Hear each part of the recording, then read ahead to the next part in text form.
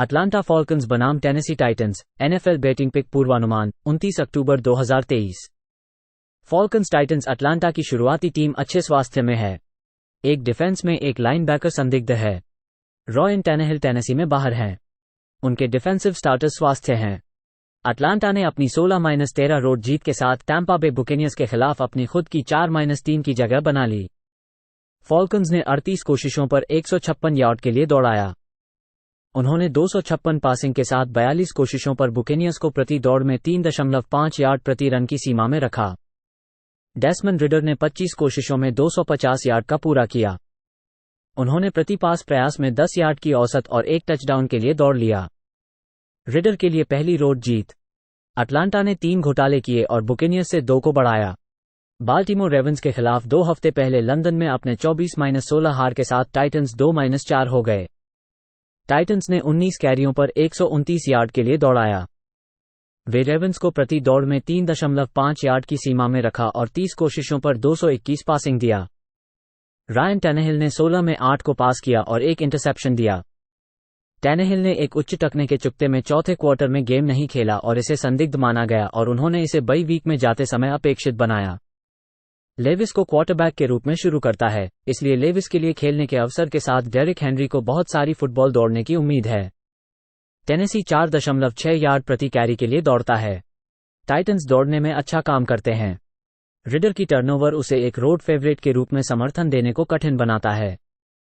फॉल्कन्स offensive line के सदस्य league में 22वें स्थान पर हैं, जबकि टाइटंस डिफेंस लीग में 3रे स्थान पर है। वे 13.5 अंक और 276 यार्ड प्रति गेम की अनुमति देते हैं। टेनेसी जोड़ 2.5 खेलो। बाल्टीमोर रेवंस बनाम Arizona Cardinals, NFL betting pick पूर्वानुमान 29 अक्टूबर 2023। रेवंस कार्डिनल्स के खिलाफ बाल्टीमोर के स्टार्टर्स हमेशा की तरह स्वस्थ हैं। रक्षा में एक लाइनबैकर और सेफ्टी संदेहास्पद हैं। कार्डिनल्स के पास रविवार को एरिज़ोना में वापस नहीं आएंगे और बाएं गार्ड बाहर है। उनकी रक्षा में एक एंड बाहर है और सेफ्टी संदेहास्पद है। बाल्टीमोर ने अपनी 38-6 की गृह जीत के साथ 5-2 पर बढ़ दी। रेवंस ने 27 कैरी पर 146 गोलियां दर्ज की। उन्होंने लायंस को 53 प्रयासों पर 253 पासिंग के साथ 84 गोलियां दर्ज की और 5 सैक्स किए। लामार जैक्सन ने 27 में 21 पास का 357 गोलियां और 3 टचडाउन के साथ पूरा किया। उन्होंने एक सीजन की उच्च दर्ज की 13.2 गोलियों की प्राप्ति की और एक अशिंग टचडाउन था। एरिज़ोना अपनी 20-10 की सड़क हार के साथ 1-6 पर गिर गया। कार्डिनल्स ने 25 कैरी पर 127 गोलियां दर्ज की। उन्होंने सीहॉक्स को 34 प्रयासों पर 203 पासिंग के साथ 3.5 गोलियां प्रति दौड़ने दी। एरिज़ोना के पास जोड़ 3 टर्नओवर मार्जिन था। जोशुआ डॉब्स ने 33 में 19 पास का 146 गोलियां किया। उन्होंने प्रति पास प्रयास पर केवल 4.4 गोलियों की औसत दर्ज की और 43 गोलियां और एक टचडाउन के साथ अशिंग किया। बाल्टीमोर ने एनएफएल में दूसरी बड़ी डिफेंस बनाई है, जो टीमों को प्रति खेल 271 गेम की औसतन पर रख रही है।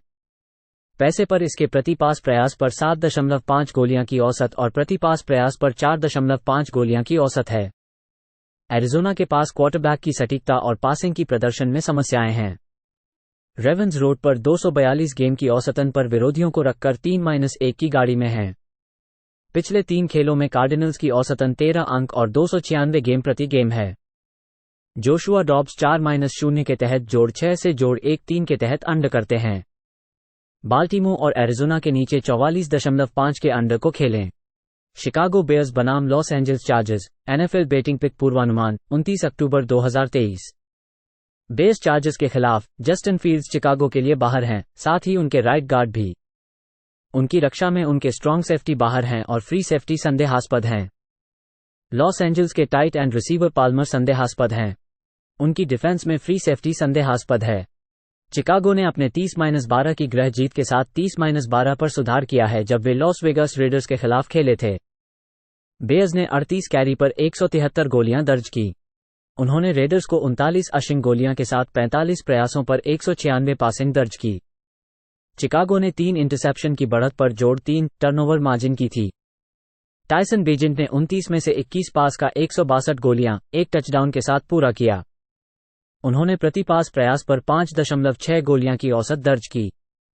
जस्टिन फील्ड्स संदेहास्पद हैं, इसलिए नैथन पीटरमैन उनका बैकअप करेंगे। लॉस एंजल्स ने कैंसस सिटी चार्जर्स के खिलाफ अपनी 31-17 की सड़क हार के साथ 2-4 पर गिर गए। चार्जर्स ने 26 कैरी पर 139 गोलियां दर्ज की। उन्होंने चार्जर्स को प्रति दौड़ने पर 3.1 गोलियां की औसत दर्ज की, लेकिन 42 प्रयासों पर 415 पासिंग दर्ज की। हर टीम ने 2 टर्नओवर किए। जस्टिन हर्बर्ट ने 30 में से 17 पास का 259 गोलियां, 1 टचडाउन और 2 इंटरसेप्शन के साथ पूरा किया। उन्होंने प्रति पास प्रयास पर 8.6 गोलियां की औसत दर्ज की और 20 या उससे अधिक के 6 पूर्ण किए। चार्जर्स की डिफेंस दौड़ने को रोकने में प्रभावी रही है। चिकागो के बैकअप क्वार्टरबैक का एक सड़क शुरुआत में चिंता का विषय है। चिकागो पास डिफेंस ने 68.5% कंप्लीशन, 10.3 प्रति पास प्रयास और 7.1 प्रति पूर्ण किए। चार्जर्स पास ऑफेंस प्रभावी है, जिसमें प्रति पूर्ण करने पर 10.6 गोलियां और प्रति पास प्रयास पर 7.1 गोलियां की औसत है। लॉस एंजल्स -8.5 को खेलें। सिंसिनाटी बेंगल्स बनाम सैन फ्रांसिस्को 49 अर्ज। एनएफएल बेटिंग पिक पूर्वानुमान 29 अक्टूबर 2023। बेंगल्स 49 अर्ज के खिलाफ सिंसिनाटी के स्टार्टर्स ऑफेंस में स्वस्थ हैं। रक्षा में एक लाइन बैकर बाहर है। सैन फ्रांसिस्को के विकेट सैमुअल बाहर हैं और बाएं टैकल संदेहास्पद है। उनके डिफेंसिव स्टार्टर्स स्वस्थ हैं। सिंसिनाटी अपने 17-13 की गृह जीत के साथ 3-3 पर है, जो 2 हफ्ते पहले हुई जब वे सीटल सीहॉक्स के खिलाफ खेले थे। बेंगल्स ने 15 कैरी पर 46 गोलियां दर्ज की। उन्होंने सीहॉक्स को प्रति दौड़ने पर 3.5 गोलियां के साथ 41 प्रयासों पर 297 पासिंग दर्ज की। जो बरो ने 35 में से 24 पास का 185 गोलियां, 2 टचडाउन और 1 इंटरसेप्शन के साथ पूरा किया। सिंसिनाटी ने 4 सैक्स दर्ज किए। सैन फ्रांसिस्को अपनी 22-17 की सड़क हार के साथ 5-2 पर गिर गया जब वे मंडे नाइट को मिनेसोटा वाइकिंग्स के खिलाफ खेले थे। 49 अर्ज ने 22 कैरी पर 65 गोलियां दर्ज की। उन्होंने वाइकिंग्स को प्रति दौड़ने पर 4 से कम यार्ड दर्ज किए और 45 प्रयासों पर 378 पासिंग दर्ज की। ये सैन फ्रांसिस्को के लिए -2 टर्नओवर मार्जिन था। ब्रॉड पर्डी ने 30 में से 21 पास का 272 गोलियां, 1 टचडाउन और 2 इंटरसेप्शन के साथ पूरा किया। उन्हें प्रति पास प्रयास पर केवल 4.4 गोलियां की औसत दर्ज की और 43 गोलियां और 1 टचडाउन अशिंग किया। घर पर 49 अर्ज ने 23 अंक की औसत से तीनों को जीत और कवर किया है। उनके 3 सड़क के खेलों में बेंगल्स ने प्रति दौड़ने पर 5.5 गोलियां दर्ज किए हैं। ब्रॉड पर्डी 9-1 के तहत अंडर करते हैं जब वे जोड़ 6 से जोड़ 1-3 के तहत किसी के अनुशासन में होते हैं। सैन फ्रांसिस्को -5 को खेलें। क्लीवलैंड ब्राउन्स बनाम Seattle Seahawks. NFL betting pick पूर्वानुमान 29 अक्टूबर 2023। ब्राउन सीहॉक्स के खिलाफ क्लीवलैंड के क्वार्टरबैक डेशॉन वॉटसन बाहर हैं। रनिंग बैक फोर्ड और उनके बाएं टैकल अनिश्चित हैं। उनकी रक्षा में एक लाइनबैकर अनिश्चित है। सीटल के विकेट लॉकेट संदेहास्पद हैं और उनके राइट गार्ड संदेहास्पद हैं। उनकी रक्षा में एक सेफ्टी संदेहास्पद है। क्लीवलैंड ने इंडियानापोलिस में अपनी 39-38 की सड़क जीत के बाद 4-2 की हालत को बनाया। ब्राउन्स ने 33 कैरी पर 150 गोलियां दर्ज की। उन्होंने कोल्ट्स को 23 प्रयासों पर 288 पासिंग के साथ 168 गोलियां दर्ज की। क्लीवलैंड ने जोड़ 2 टर्नओवर मार्जिन रखा। डेशॉन वॉटसन ने कंधे की चोट के कारण गेम को शुरू में छोड़ दिया। पीजे वॉकर ने उनकी जगह ली और 15 प्राथमिक 32 पास का कार्य पूरा किया, जिसमें एक इंटरसेप्शन भी था। उन्होंने प्रति पास प्रयास पर केवल 5.6 गोलियां की औसत दर्ज की और उन्हें रविवार के लिए स्टार्टर के रूप में घोषित किया गया है। सीटल ने अरिजोना कार्डिनल्स के खिलाफ अपनी 20-10 की गृह जीत के बाद 4-2 पर सुधार किया। सीहॉक्स ने 32 कैरी पर 115 गोलियां दर्ज की। उन्होंने अरिजोना को 34 प्रयासों पर केवल 122 पासिंग के साथ 127 गोलियां दर्ज की। सीहॉक्स ने -3 टर्नओवर मार्जिन के साथ बच गए। जीनो स्मिथ ने 24 पास का 18 कंप्लीट किया और 219 गोलियां, 2 टचडाउन और 1 इंटरसेप्शन के साथ। उन्होंने प्रति पास प्रयास पर एक सीजन की उच्च दर्ज की और 9.1 गोलियों की औसत दर्ज की। डीके मेटकाफ चोट के कारण गेम छोड़ दिया। क्लीवलैंड ब्राउन्स केवल 4.5 गोलियां प्रति कैरी के रूप में प्रदर्शन कर रहे हैं। सीटल की ऑफेंस घर पर प्रति खेल 307 गेम की औसत के साथ है। ब्राउन्स पास और दौड़ में मजबूत हैं, इसलिए वे टॉप रेटेड डिफेंस हैं। सीटल के पास उनके पिछले 2 खेलों में 5 टर्नओवर हैं। सीहॉक्स की रक्षा तीसरे डाउन पर 28वीं और रेड जोन में 30वीं है। तीसरे डाउन और ऑफेंस की रेड जोन पर सीटल के लिए खराब प्रदर्शन है। क्लीवलैंड की ऑफेंस रेड जोन में 5वीं और तीसरे डाउन पर डिफेंस में सबसे अच्छी है।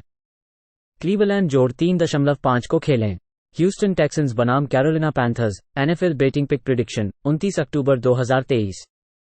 Texans at Panthers. ह्यूस्टन के विंग्स गार्ड बाया अच्छा खिलाड़ी बाहर है और उनके बाया गार्ड संदेहास्पद हैं। बचाव में एक टैकल बाहर है। कैरोलिना के पास उनके दाया हमला टैकल संदेहास्पद है। बचाव में 2 लाइनबैकर्स और उनके फ्री सेफ्टी संदेहास्पद हैं और एक मजबूत सुरक्षा खिलाड़ी बाहर है।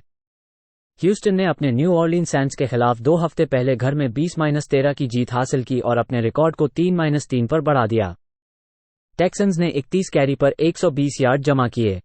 उन्होंने सैंट्स को 3.5 यार्ड प्रति दौड़ में दिया और 51 प्रयासों पर 341 यार्ड की पासिंग अनुमति दी। सीजे स्ट्रॉड ने 27 में से 13 पास 199 यार्ड, 2 टचडाउन और 1 इंटरसेप्शन के साथ पूरा किया। उन्होंने प्रति पास प्रयास के 7.4 यार्ड की औसत की। कैरोलिना ने मायमी डॉल्फिन्स के खिलाफ 2 हफ्ते पहले खारिज होकर 42-21 की हार हासिल की, जिससे उनका रिकॉर्ड 0-6 हो गया। पैंथर्स ने पहले क्वार्टर के बाद 14-0 की शुरुआत के बावजूद मायमी डॉल्फिन्स के खिलाफ हार का सामना किया। उन्होंने प्रति कैरी 4.2 यार्ड की दौड़ की। कैरोलिना ने डॉल्फिन्स को 262 पासिंग प्रयासों पर 162 यार्ड दौड़ने की अनुमति दी। ब्राइस यंग ने 38 में से 23 पास 217 यार्ड और 1 टचडाउन के साथ पूरा किया। उन्होंने प्रति पास प्रयास के 5.7 यार्ड की औसत की। पैंथर्स एक बेहद डिस्पैरेट टीम है जिन्हें इसे जीत की जरूरत है और यहां इसे प्राप्त करने का एक अच्छा मौका है। ह्यूस्टन को उनके दौड़ने के खेल में कठिनाइयों का सामना करना पड़ता है, 3.2 यार्ड प्रति दौड़ के साथ और 59.8% की कमी के साथ खराब क्वार्टरबैक एक्यूरेसी के साथ। कैरोलिना एक उच्च मात्रा में पासिंग टीम है और ह्यूस्टन पासिंग प्रयास पर 70.6% की पूर्ति दर और 6.9 यार्ड प्रति पास प्रयास की अनुमति देता है। टेक्सन्स की हमले बनाने की क्षमता लाल क्षेत्र में 28वीं है और बचाव तीसरे डाउन पर 27वें है। पैंथर्स की हमले बनाने की क्षमता औसत से अधिक है तीसरे डाउन पर और बचाव चौथा है। कैरोलिना जोड़ 3.5 को खेलें। जैक्सनविल जैगवार्स बनाम Pittsburgh Steelers, NFL betting pick पूर्वानुमान 29 अक्टूबर 2023। जैगवार्स बनाम स्टीलर्स। जैक्सनविल के ट्रेवर लॉरेंस के साथ ही उनके दोनों प्रारंभिक गार्ड्स भी संदेहास्पद हैं। वाइड रिसीवर जे जोन्स बाहर हैं। रक्षा में एक कॉर्नर और फ्री सेफ्टी संदेहास्पद हैं। पिट्सबर्ग के हमले करने वाले खिलाड़ी स्वस्थ हैं। रक्षा में एक कॉर्नर भी संदेहास्पद है। जैक्सनविल ने न्यू ऑरलीन्स में अपनी 31-24 की रोड विजय के साथ अपने खिलाड़ियों को 5-2 पर बढ़ा दिया। जैगवार्स ने 26 कैरियों पर 113 यार्ड दौड़ दी। वे सैंट्स को 3.5 यार्ड प्रति दौड़ पर पार किया और 55 प्रयासों पर 295 पासिंग किया।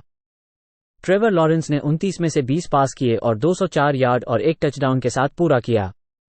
उन्होंने 59 यार्ड दौड़ा। पिट्सबर्ग ने अपनी 24-17 की रोड विजय के साथ लॉस एंजल्स रैम्स के खिलाफ 4-2 पर अपने खिलाड़ियों को सुधार दिया। स्टीलर्स ने 29 कैरियों पर 86 यार्ड दौड़ दी। उन्होंने लॉस एंजल्स को 4.5 यार्ड प्रति दौड़ने दिया और 29 प्रयासों पर 219 पासिंग दी। केनी पिकेट ने 25 में से 17 को पूरा किया और 230 यार्ड के साथ 9.2 यार्ड प्रति पास प्रयास किया। उन्होंने एक सीजन में उच्चतम 9.2 यार्ड प्रति पास प्रयास किया। पिट्सबर्ग में खराब मौसम का पूर्वानुमान है, जिसमें 97% बारिश का मौका है। लॉरेंस अपने घुटने की चोट के साथ इस हफ्ते अभ्यास में सीमित भागीदार थे। मीडिया रिपोर्ट्स के अनुसार वो उसके माध्यम से खेलेंगे। जैगवार्स के पास 9.5 यार्ड प्रति पूर्णन और 6.4 यार्ड प्रति पास प्रयास के साथ औसत से कम पासिंग खेल की दक्षता है। पिट्सबर्ग ने अपने पिछले 3 मैचों में टीमों को हर मैच में 19 अंकों पर कम कर दिया है। लॉरेंस रोड के पसंदीदा के रूप में 4-7 हैं। जब वो -1.5 से जोड़ 5.5 होते हैं, तो पिकेट 8-3 स्प्रेड करने में है। जैक्सनविल की हमलों की क्षमता तीसरे नंबर पर है। पिछले 3 मैचों में जैक्सनविल की रक्षा 383 यार्ड देने में जुटी हुई है। पिट्सबर्ग जोड़ 2 प्ले करें। कैंसस सिटी चीफ्स बनाम Denver Broncos, NFL betting pick पूर्वानुमान 29 अक्टूबर 2023। चीफ्स ब्रोंकोस के खिलाफ कैंसस सिटी के स्टार्टर्स क्रमशः ऑफेंस और डिफेंस हेल्थी हैं। डेनवर के स्टार्टर्स ऑफेंस हेल्थी हैं, लेकिन उनके स्ट्रॉन्ग सेफ्टी को निलंबित कर दिया गया है। कैंसस सिटी ने अपनी 31-17 की गृह जीत के साथ 6-1 पर सुधार किया। चीफ्स ने 21 कैरी पर 68 गोलियां दर्ज की। उन्होंने चार्जर्स को 30 प्रयासों पर 219 पासिंग के साथ 139 गोलियां दर्ज की। पैट्रिक महोम्स ने 42 में से 32 पास का 424 गोलियां, 4 टचडाउन और 1 इंटरसेप्शन के साथ पूरा किया। उन्होंने प्रति पास प्रयास पर 10.1 गोलियां की औसत दर्ज की और 20 गोलियां या उससे अधिक के 8 पूर्ण किए। डेनवर अपनी 19-17 की गृह जीत के साथ 2-5 पर सुधार किया। ब्रोंकोस ने 25 कैरी पर 145 गोलियां दर्ज की। रसेल विल्सन ने 29 में से 20 पास का 194 गोलियां और एक टचडाउन किया। उन्होंने प्रति पास प्रयास पर 6.7 गोलियां की औसत दर्ज की। डेनवर घर पर प्रति खेल 326 गेम प्रति खेल और 5.4 गोलियां प्रति दौड़ने हैं। घर पर विल्सन ने अपने पास के 67.5% को पूरा किया और उन्होंने 8 टचडाउन और एक इंटरसेप्शन के साथ प्रति खेल 126 कंप्लीट किए। रोड पर कैंसस सिटी 4.8 गोलियां प्रति दौड़ने की अनुमति देता है। डेनवर जोड़ 7 को खेलें। लॉस एंजल्स रैम्स बनाम डैलस कॉवबॉयज, एनएफएल बेटिंग पिक पूर्वानुमान 29 अक्टूबर 2023। रैम्स बनाम कॉवबॉयज, लॉस एंजल्स के राइट ऑफेंसिव टैकल संदेहास्पद है। रक्षा में एक लाइनबैकर संदेहास्पद है। डैलस के पास उनके बाएं टैकल पर संदेह है और रक्षा पर स्वस्थ स्टार्टर्स हैं। लॉस एंजल्स ने पिट्सबर्ग स्टीलर्स के खिलाफ अपनी 24-17 की होम हार के साथ 3-4 पर गिर गए। रैम्स ने 31 कैरियों पर 135 यार्ड दौड़े। वे स्टीलर्स को प्रति दौड़ने पर 3 यार्ड सीमित कर दिया, 25 प्रयासों पर 214 पासिंग के साथ। मैथ्यू स्टैफर्ड ने 29 में से 14 को पूरा किया और 231 यार्ड के साथ एक टचडाउन और इंटरसेप्शन के साथ। उन्होंने प्रति पास प्रयास के 8 यार्ड की औसत हासिल की। एलए ने स्टीलर्स को 3 रेड जोन ड्राइव को कन्वर्ट करने की अनुमति दी। डैलस ने अपनी वीक पूर्व लॉस एंजल्स चार्जर्स के खिलाफ अपनी 20-17 की रोड जीत के साथ 20-17 पर सुधार किया। कॉवबॉयज ने 26 कैरियों पर 96 यार्ड दौड़े। वे चार्जर्स को प्रति दौड़ने पर 3 यार्ड के अंदर रखे और 37 प्रयासों पर 219 पासिंग दी। डैक प्रेस्कॉट ने 30 में से 21 को पूरा किया और 272 यार्ड के साथ एक टचडाउन किया। उन्होंने एक सीजन के उच्च स्तर के 9.1 यार्ड प्रति पास प्रयास की और 2 टचडाउन के साथ। कॉवबॉयज बाय वीक से वापस आ रहे हैं। डैलस के पास 69.7% पूर्ण दर के साथ एक सटीक पासिंग खेल है। लॉस एंजल्स की ओर से ये लीग में छठा स्थान है, हर मैच में 365 यार्ड की औसत है। रैम्स प्रति पूर्णन के रूप में 11.6 यार्ड और प्रति पास प्रयास के 6.9 यार्ड की औसत हैं और 4.3 यार्ड प्रति दौड़ प्राप्त करते हैं। डैक प्रेस्कॉट होम पसंदीदा के रूप में 23-11 हैं और हर मैच में 32.3 अंक प्राप्त कर रहे हैं। डैलस की हमलों की क्षमता तीसरे नंबर पर है। लॉस एंजल्स तीसरे नंबर पर हैं और 10वें स्थान पर हैं रेड जोन के दृष्टि से। 45.5 के ऊपर लॉस एंजल्स और डैलस के साथ खेलें। मिनेसोटा वाइकिंग्स बनाम Green Bay Packers, NFL betting pick पूर्वानुमान 29 अक्टूबर 2023। वाइकिंग्स पैकर्स मिनेसोटा के पास ऑफेंस में बायां गार्ड संदिग्ध है। उनके डिफेंसिव स्टार्टर्स स्वास्थ्य में हैं।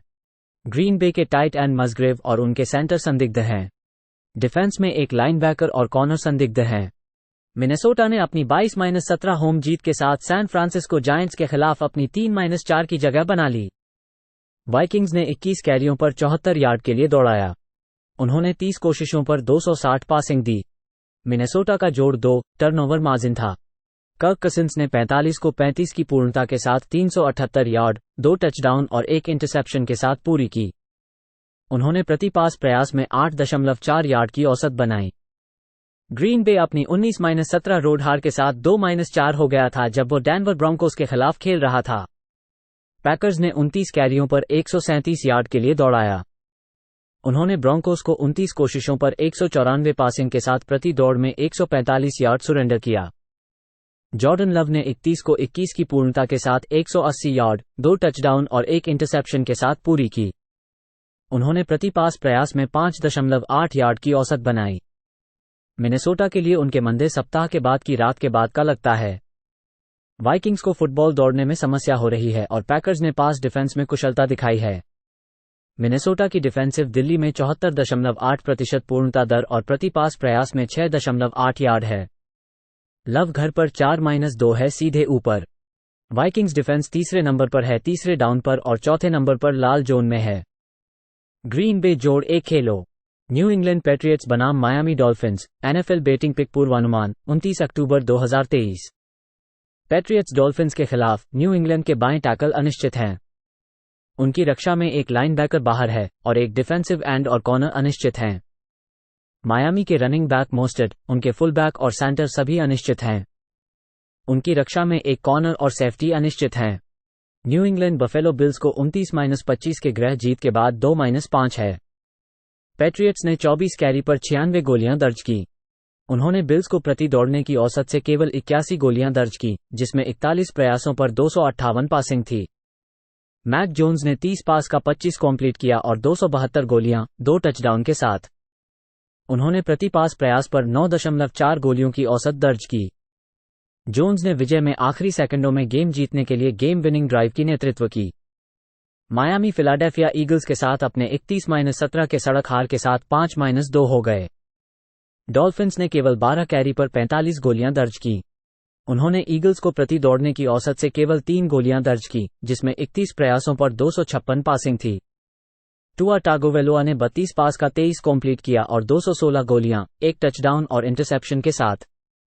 उन्होंने प्रति पास प्रयास पर 6.8 गोलियों की औसत दर्ज की और केवल 2-20 या उससे अधिक गोलियां की 2 कंप्लीट किए। मायामी ने घर पर सभी 3 खेल जीत और कवर किया है। जीत 50 के लिए जायंट्स, 15 के लिए जायंट्स और 14 के लिए पैंथर्स। न्यू इंग्लैंड रोड पर औसतन 15.3 अंक और 259 गेम की औसतन के साथ है। मायामी एनएफएल में शीर्ष रेटेड ऑफेंस है, जिसमें 462 गेम की औसतन और प्रति प्ले 7.9 गोलियां की औसतन होती है। एक कुशल पासिंग टीम जो प्रति कॉम्प्लीशन 12.7 गोलियां की औसत और प्रति पास प्रयास पर 9.1 गोलियां की औसत है।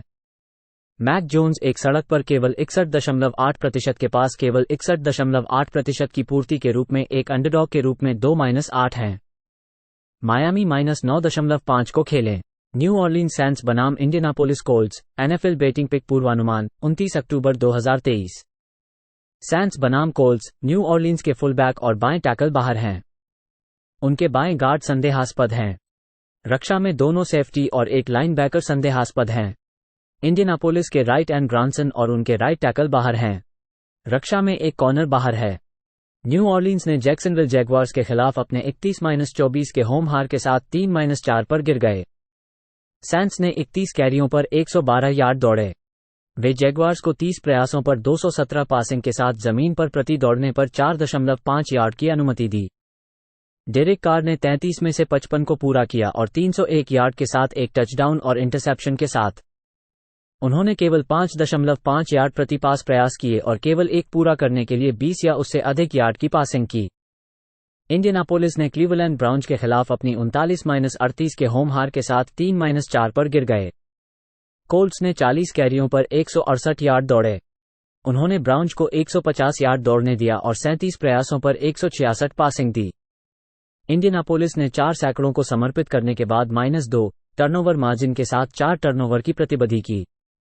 गार्डनर मिंशू ने 23 में से 15 को पूरा किया और 2 टचडाउन और 1 इंटरसेप्शन के साथ 305 यार्ड के साथ 13.3 यार्ड प्रति पास प्रयास किया। उन्होंने 29 यार्ड और 2 टचडाउन दौड़े। न्यू ऑरलीन्स की दौड़ने की कठिनाइयों का सामना कर रही है, जो प्रति दौड़ने पर 3.5 यार्ड है।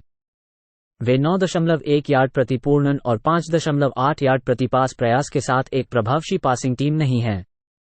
कोल्ट्स ने अपने प्रतिद्वंद्वियों को 5.2 यार्ड प्रति खेल की अनुमति देकर एनएफएल में 10वें स्थान पर हैं। डेरेक कार्र रोड के पसंदीदा के रूप में 2-13 स्प्रेड कर रहे हैं। न्यू ऑरलीन्स की हमलों की क्षमता तीसरे नंबर पर है और वे लाल क्षेत्र में 29वें स्थान पर हैं।